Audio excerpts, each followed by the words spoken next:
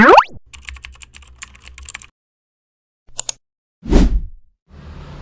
assalamualaikum warahmatullahi wabarakatuh. Berjumpa kembali di channelnya Mamang YT ya. Dan bagaimana kabar teman-temanku dimanapun kalian berada?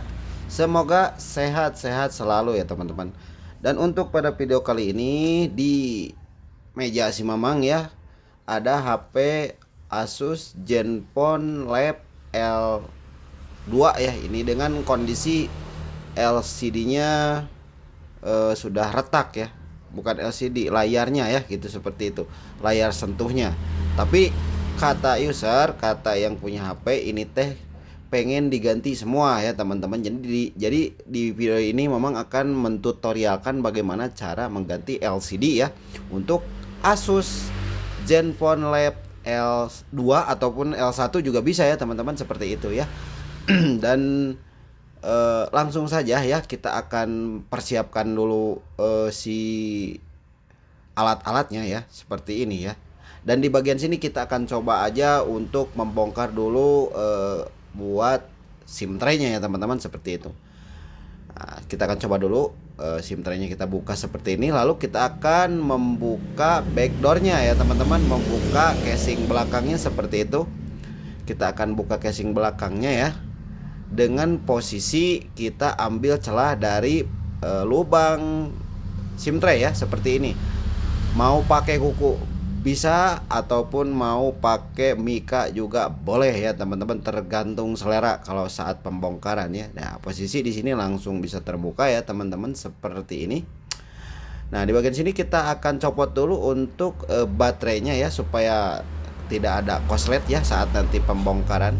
Dan kita juga akan membuka untuk bagian baterainya ya teman-teman, seperti itu ya. Kita akan buka untuk bagian baterai, dikarenakan ini lemnya sudah mengering ya. Jadi posisinya kita akan coba untuk membongkarnya dengan posisi pakai mika ya teman-teman, seperti itu ya. Kita akan coba pakai mika ya. Kita akan ambil dulu mikanya ya. Dan usahakan hati-hati ya teman-teman, dikarenakan untuk pembongkaran baterai ya, apalagi yang baterainya seperti lithium seperti ini, mudah sekali sobek ya. Jadi kalian harus hati-hati ya. Dan jangan juga pakai alat yang tajam ya, seperti itu. Jadi usahakan kalau ada mika pakai mika ya. Nah, seperti itu. Nah, di sini sudah terbuka ya. Sudah terbuka. Di sini kita akan copot dulu untuk kabel plexinya ya. Ini kabel plexi yang menyambung ke LCD ya. Jadi kita akan buka langsung saja posisinya dari sini. Nah, kita akan bongkar. Nah, seperti itu cara membongkarnya ya, diangkat ya. Jadi jangan itu teh, harus tahu ya posisi pembongkarannya, bukan pakai soket yang biasa diangkat ke atas, itu mah pakai cetetan seperti itu ya. Jadi kalian angkat ya, seperti itu. Nah, di sini kita sudah membongkar untuk kabel plexinya, dan di sini posisinya kita akan langsung saja eksekusi untuk LCD bekasnya ya teman-teman. Dan di sini malah nggak perlu manis-manis ya pembongkarannya, kita serepet aja ya. Serepet aja ya, posisinya kita ambil dulu celah yang mudah kita memasukkan untuk mika ya. Nah, di sini posisinya, dan di sini memang dikasih cairan isopropil ya, supaya agak lunak gitu untuk lemnya ya teman-teman, seperti ini, agar tidak merusak untuk backdoornya ya, seperti itu. Jadi untuk pembongkaran LCD, kalau untuk LCD-nya makan mau diganti ya, jadi ya lah diserepetin aja lah, seperti itu. Tapi untuk backdoornya kan bukan backdoor, untuk frame-nya kan takutnya ada kerusakan, hati-hati juga ya, seperti itu ya. Jadi jangan terlalu adug-adugan lah kalau bahasa Sunda mah ya, seperti itu. Nah, di sini kita akan coba seset sedikit-sedikit ya, sampai lemnya benar-benar terbuka ya teman-teman. Mohon bersabar ya. Sengaja agak mamang percepat soalnya supaya kalian teh bisa melihat lebih detail ya. Oke, di sini sudah terbuka ya. Nah, di sini sudah terbuka, kita akan angkat saja untuk LCD bekasnya. Ini karena memang sudah tidak akan kita gunakan ya. Nah, di sini kita akan simpan saja ya. kita akan kilau ya, karena sekarang LCD-nya juga laku ya teman-teman ya, 1001 ya. Oke, di sini kita akan persiapkan untuk LCD barunya ya teman-teman. Tunggu dulu sebentar ya, apa mending dipotong aja gitu, kita percepat aja tuh ya teman-teman, kita akan percepat.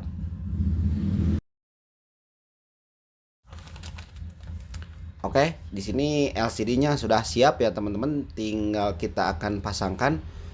Cuma untuk cara pemasangannya ya, kalau Mamang ini mah ya, kalau Mamang biasanya nggak langsung dilem dulu ya teman-teman. Jadi Mamang akan coba dulu posisinya tanpa lem ya. Kenapa?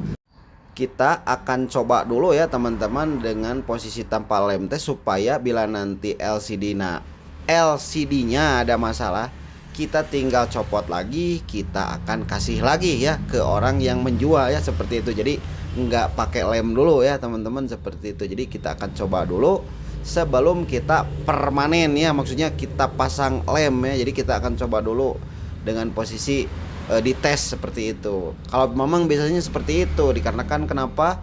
Karena ya lumayan untuk harga LCD kan lumayan mahal juga. Kalau kita sudah lem terus kita nggak cek dulu seperti LCD-nya bagus atau tidak, touchscreen-nya jalan atau enggak, terus kita langsung lem, nantinya kita harus nombok ya. Kalau ini makan ya nomboknya paling ongkos doang gitu, seperti itu ya. Soalnya kita bisa anterin lagi untuk LCD-nya ke yang jual ya, seperti itu. Dikarenakan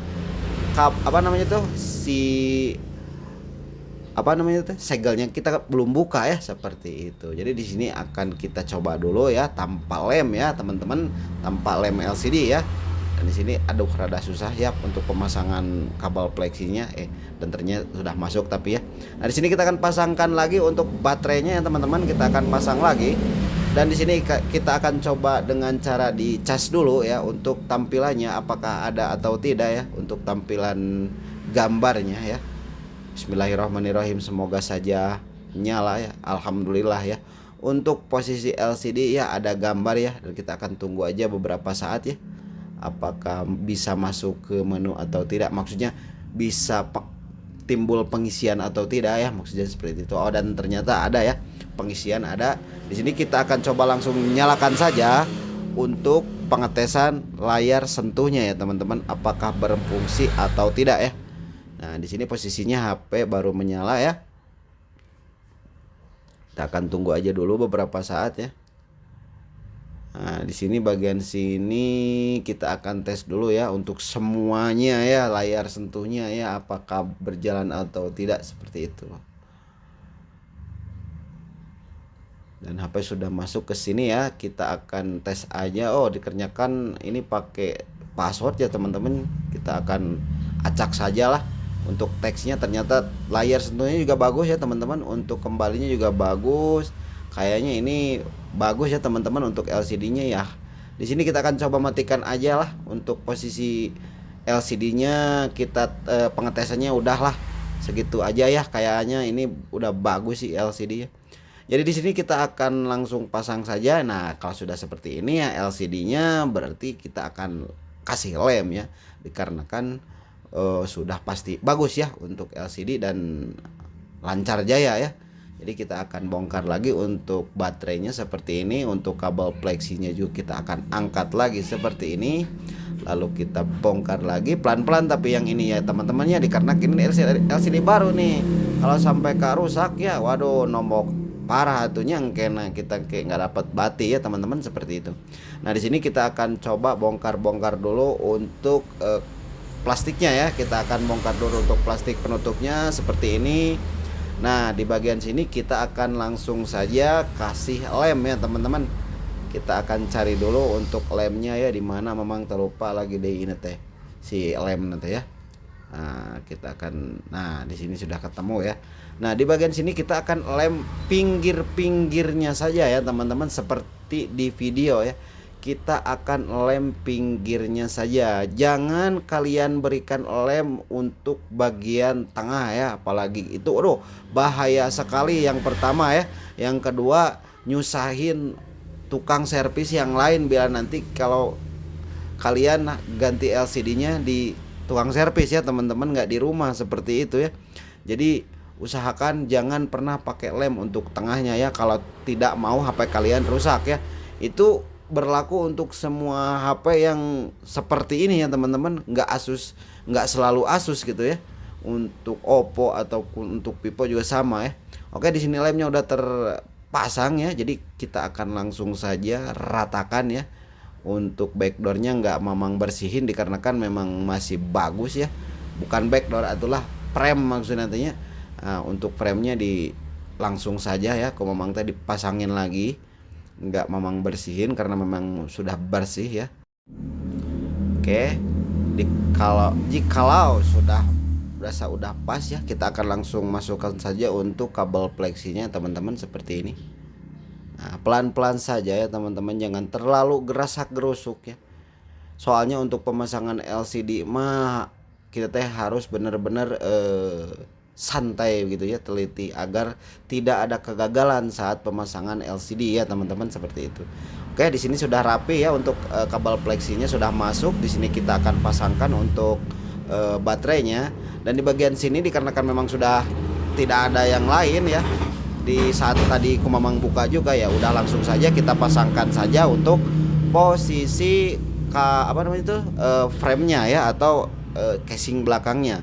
Kita akan tekan-tekan seperti ini ya, usahakan sampai pas, jangan juga terlalu apa namanya itu terlalu kencang juga ya saat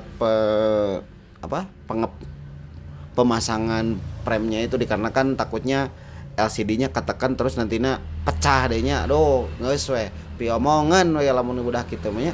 Nah, di posisi seperti ini kita akan pasangkan lagi ya untuk SIM tray-nya, dikarenakan memang ini sudah down ya teman-teman. Jadi sengaja nggak mamang skip supaya apa? Supaya bisa dipahami ini khusus untuk para pemula kata mamang juga. Kalau untuk pro mah mau ditonton ya makasih, enggak juga nggak apa-apa ini tanya teman-teman. Dan mamang mah khususnya ini mah untuk para pemula, sama seperti mamang gitunya. Mamang kayak nggak bilang mamang suhu enggak ya, mamang juga sama belajar kalau untuk di servis HP mah ya teman-teman. Jadi kita sharing-sharing ilmu seperti itu ya. Mungkin ini bisa bermanfaat buat kalian yang lagi nyari-nyari ilmu cara pembongkaran LCD ataupun apapun ya teman-teman. Dan memang juga belajarnya juga dulu dari YouTube, jadi sedikit-sedikit ilmu yang memang pelajari memang bagikan lagi seperti itu kepada teman-teman pemula yang mau belajar untuk servis HP ya.